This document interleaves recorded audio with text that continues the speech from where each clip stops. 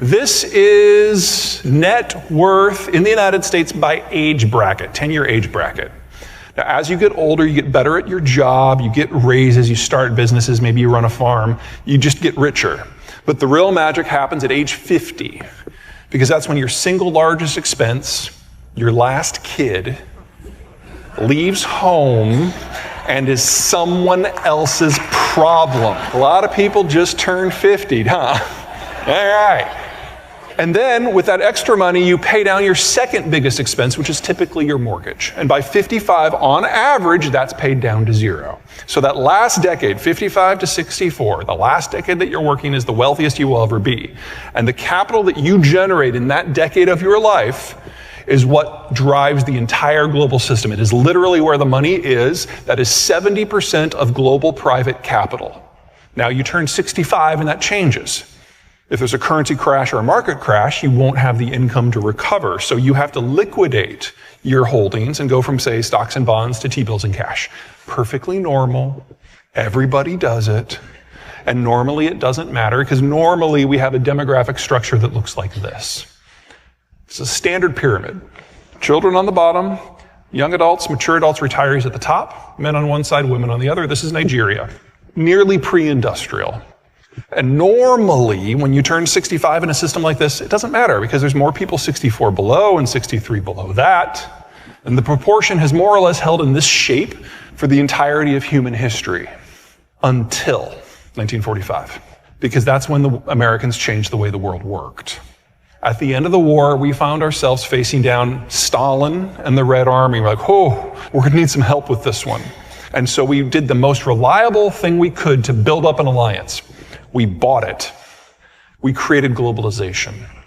We used our Navy to patrol the global ocean so that anyone could go anywhere at any time and interface in any market with any partner. And that changed the way national economics worked.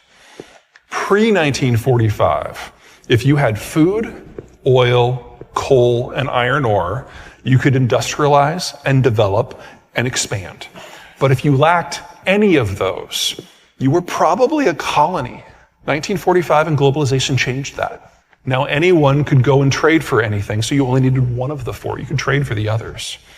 So at different paces, from different starting points, we all started down the path towards industrialization. And when you industrialize, family economics changes, because you move off of the farm and into the city to take the industrial jobs. On the farm, kids are free labor. You have as many as you can, because free's great. But in an urban condo, kids are really expensive, really loud, really annoying, really dirty habits. And adults aren't dumb, so we had fewer of them. And 70 years on, we changed from this to this. Suddenly it matters if you turn 65. The baby boomers are the largest generation we've ever had. They're retiring. In fact, in the fourth quarter of last year, we hit the midpoint. Half of them have already retired. And they've liquidated their stocks and their bonds, and they've gone into T-bills and cash, and the velocity of money has already gone into screeching reverse.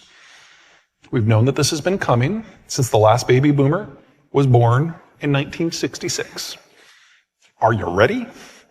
Nobody is. That means that between January of 2021 and December of this year, the cost of capital always had to go up by at least a factor of 5 in the United States. We're about halfway through that transition. There's a long way to go. And this is independent of anything the Federal Reserve does. The fact that we're struggling with a potentially turning economy, business cycle, inflation, that's just bad luck. There's also a workforce issue here. Boomers, largest generation ever. The Zoomers are the smallest generation ever.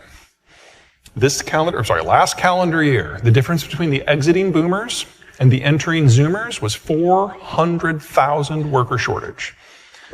That figure will increase each and every year until 2034, when it will peak at 900,000. How do I know this? All the Zoomers are already here. We already know the precise inflow into the workforce for the next 20 years. Is that bad? Yeah. But it is so much worse everywhere else. Now, those blue arrows on the US one, those are pointing towards the millennials, and they are the people who will save us all. Literally just threw up in my mouth a little bit. The baby boomers are right now in their 20s and their 30s. They're at the peak of their consumption, and that consumption is driving our economy right now. If it wasn't for millennial consumption since 2007, we would have already had at least 3 recessions. In addition, in 10 years, the oldest millennials will be in their 50s. I don't know about you, but I cannot wait to see the millennials having midlife crises. But that means they're going to be entering that capital-rich period of their life, replacing the boomers as the source of capital. Gen X is just too small. And perhaps even more importantly, the millennials, late start, are finally having kids in number, which means in 20 years, their kids will start entering the labor force in numbers. All we have to do to get back to 2019 capital and labor environment is wait 10 years for finance and 20 years for labor. That's it. We just have to wait 10 years. But check out Germany. Bottom fell out of the birth rate 70 years ago. They ran out of kids 30 years ago. And this decade, that big bulge moves into mass retirement. The German economic model was always going to collapse this decade. The Ukraine war is just speeding it up. And then there's China.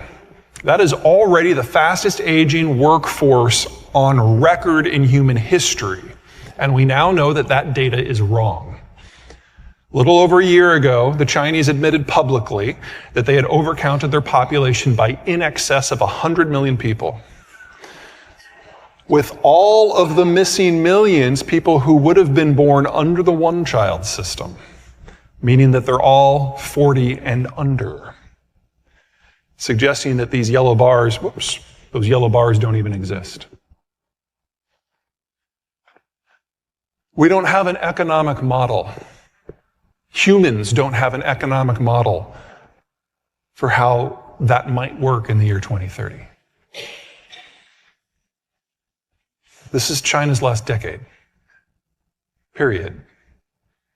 I could give you 6 other reasons why China's going to collapse, but this is the one that is completely unavoidable. There is no policy that can be adopted by any combination of countries that can save them from this.